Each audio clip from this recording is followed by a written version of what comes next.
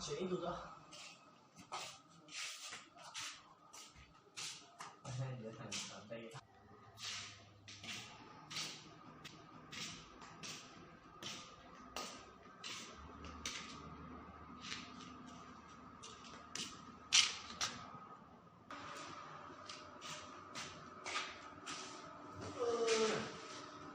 Vô đó đi.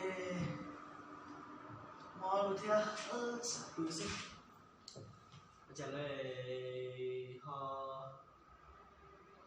chỉ một tay đấy, nó có cái gì đó có chỉ nữa, một món cơm nữa, một sai luôn nữa, một sắp sao? Chỉ cho xe, một số sử dụng trả.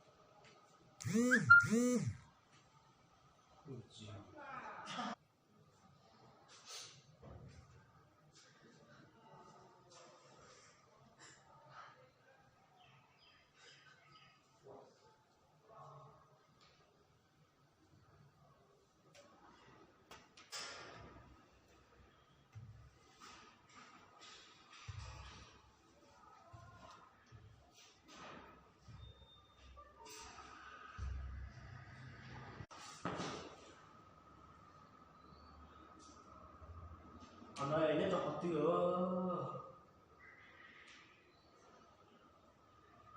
chỉ tôi rồi đấy.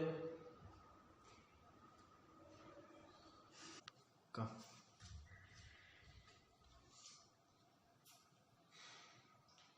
Nhớ xong rồi để sao? Ồ, nhớ xong đi quả.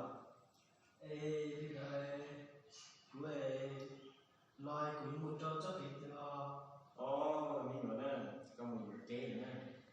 Quốc khai cho nó có một số cho kỹ nó được có một tí một số làm sao mà được kỹ nó nhiều ấy. Ê, khó mà, thôi cũng một nó to to. Nó to rồi cũng lúc chế để xanh. Nó sẽ phải xanh. Để tôi nói do tao là thì do tụi tôi này trời sống ham chỗ tôi mà giờ có tôi chỉ được tí để chạy chỉ muốn chạy cho nhiều hơn tôi. Em đây cũng chỉ sợ tôi cũng chỉ bỏ. Nó thầu cho khi nó muốn chạy là đắt đây nó nhiều. Tôi có cùng người thứ ba cũng chỉ muốn cho một cái Con chỉ tao con tới hầu nhớ sợ dây chân chỉ tao thả. Cũng chỉ muốn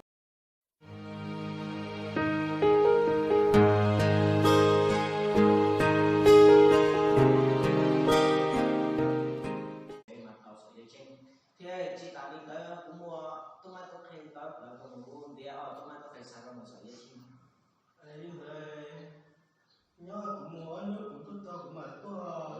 Giờ coi giờ cho này rồi là để chia dành về sự vậy còn tôi chỉ luộc chai ta thì chỉ có một luộc chai cuối giờ chai này nhau đôi đi Nên đấy cũng tôi giờ chỉ cho cái là